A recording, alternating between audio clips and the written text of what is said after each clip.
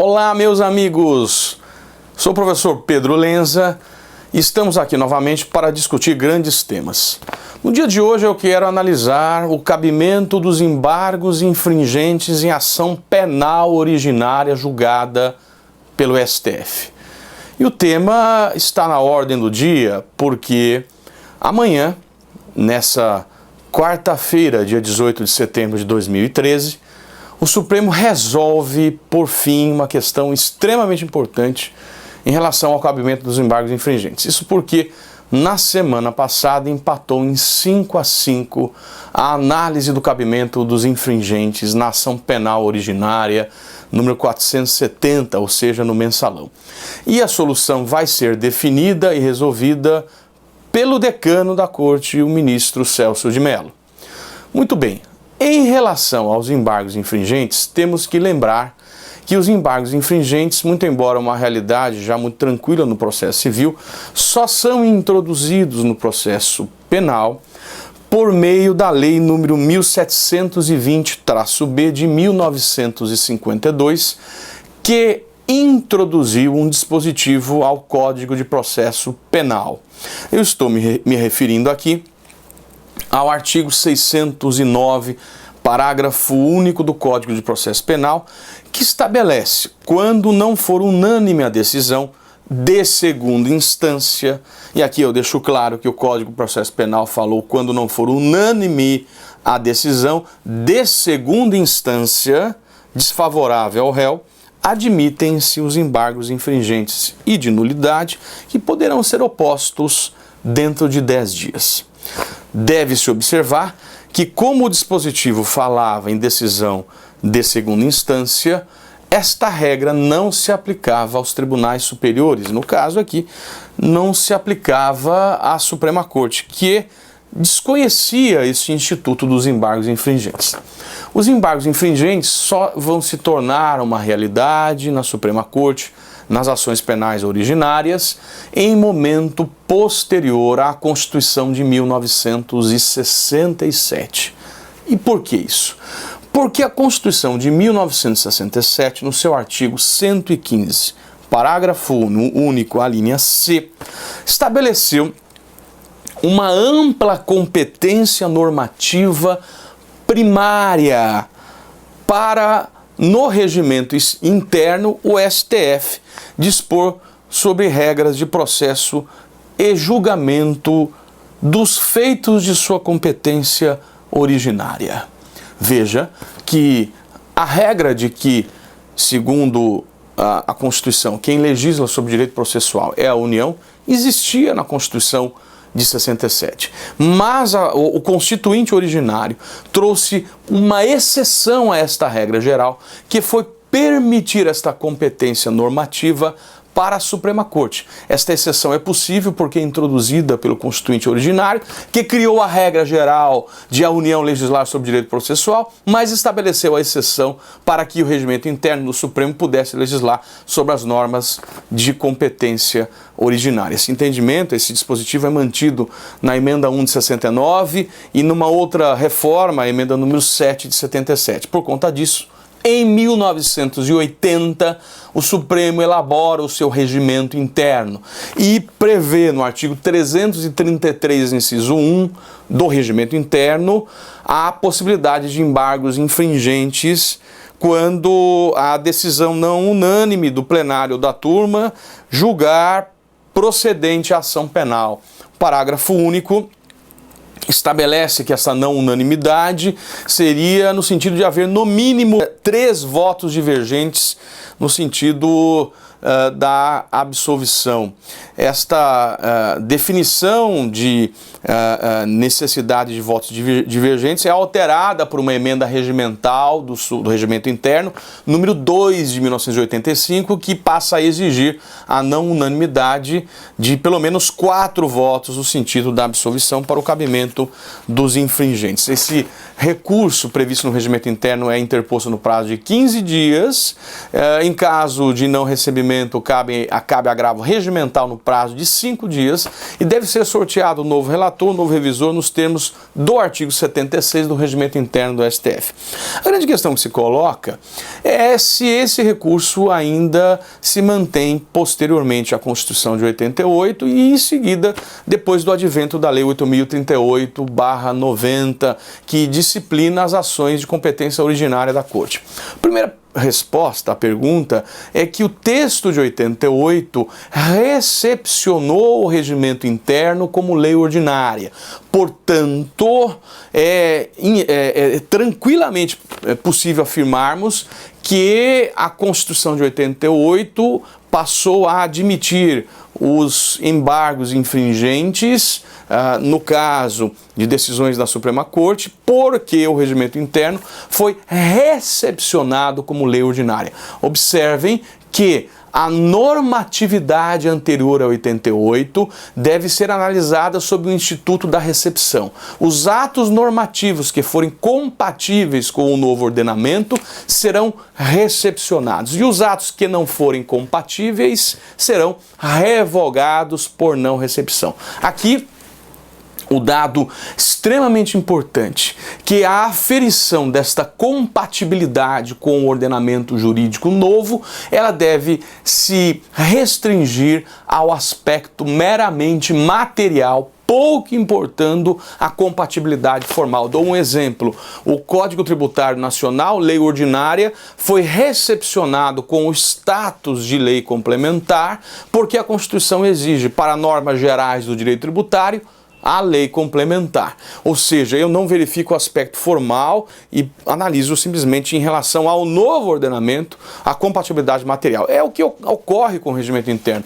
Porque sob o aspecto formal não seria possível, mas sob o aspecto material, aquele dispositivo é recepcionado como lei ordinária e ingressa no mundo jurídico. Então, portanto, desde 88 eu admito esses embargos infringentes. Contudo, aqui a questão, há o advento da Lei 8.038/90, que passa a disciplinar as normas originárias na Suprema Corte. E é aqui, nos seus artigos 1 a 12, que trata da ação penal originária, mas não prevê os embargos infringentes no caso do julgamento não unânime da ação penal originária. E o ponto é esta não previsão.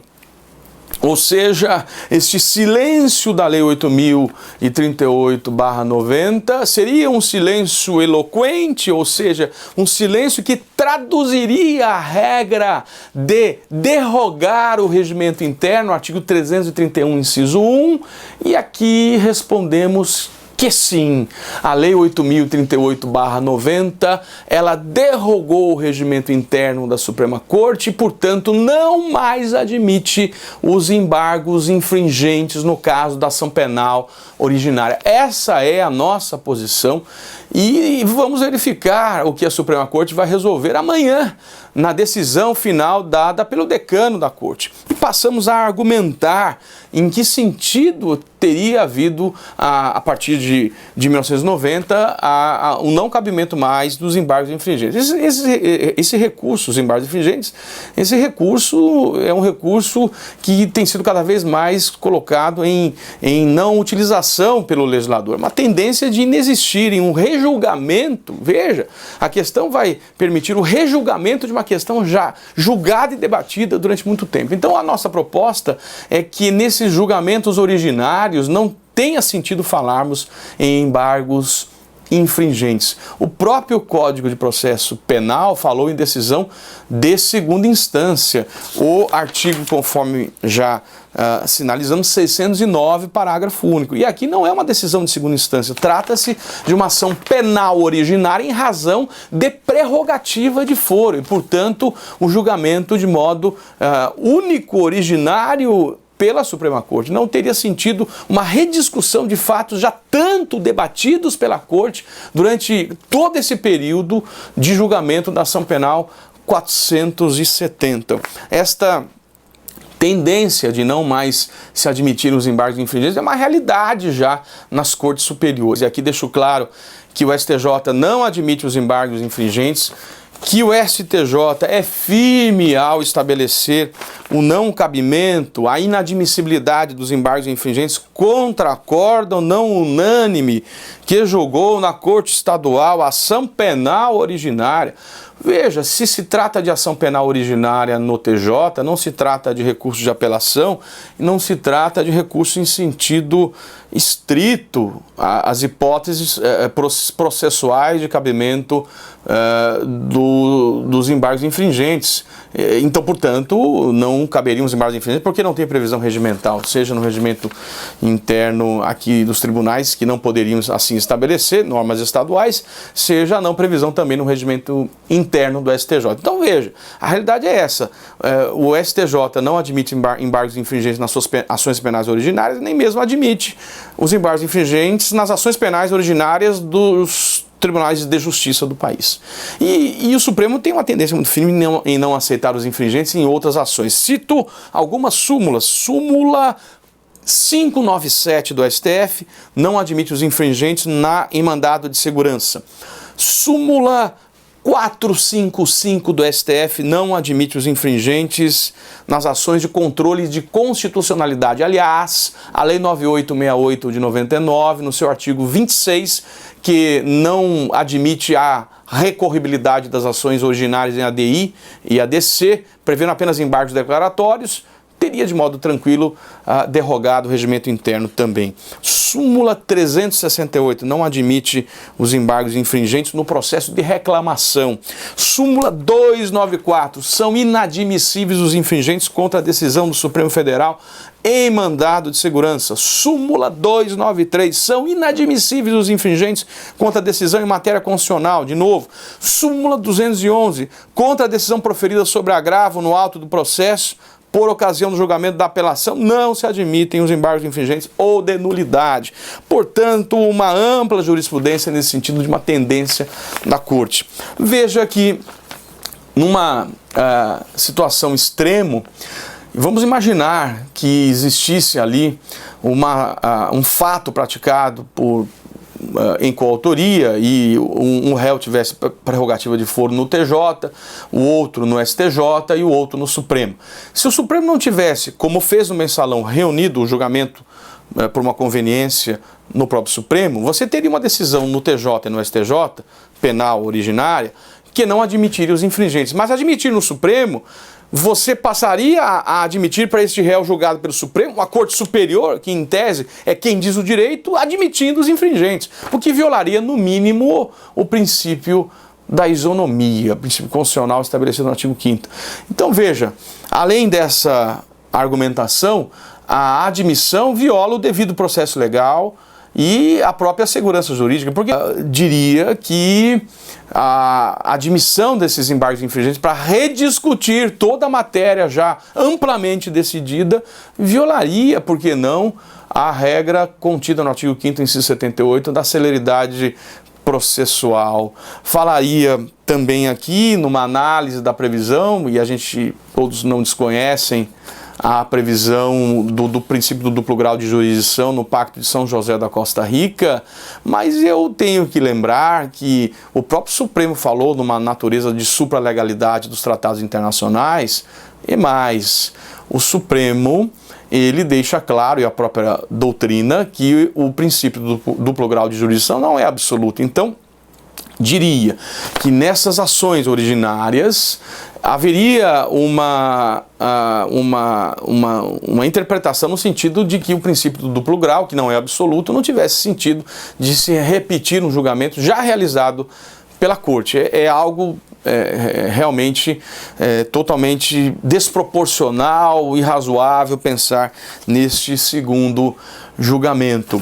Observem também o artigo 96, inciso 1, a linha A da Constituição, que permite sim ainda ao Supremo elaborar o seu regimento interno, mas desde que observe as regras, as normas de processo previstas no ordenamento. E aqui as regras de processo, elas estão estabelecidas na Lei 8.038/90, uma norma nacional que trata do processo das ações originárias na Suprema Corte e que não admite esses embargos infringentes.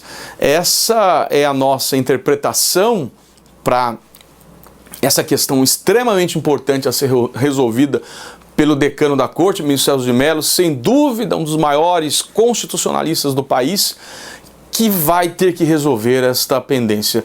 Não desconhecemos a sua decisão em 2012, no ano passado, que estabeleceu o cabimento dos infringentes como sendo um instrumento para se preservar o princípio do duplo grau de jurisdição para alguns réus que não tinham prerrogativa de foro. Esse é um dado que não se nega, não se desconhece.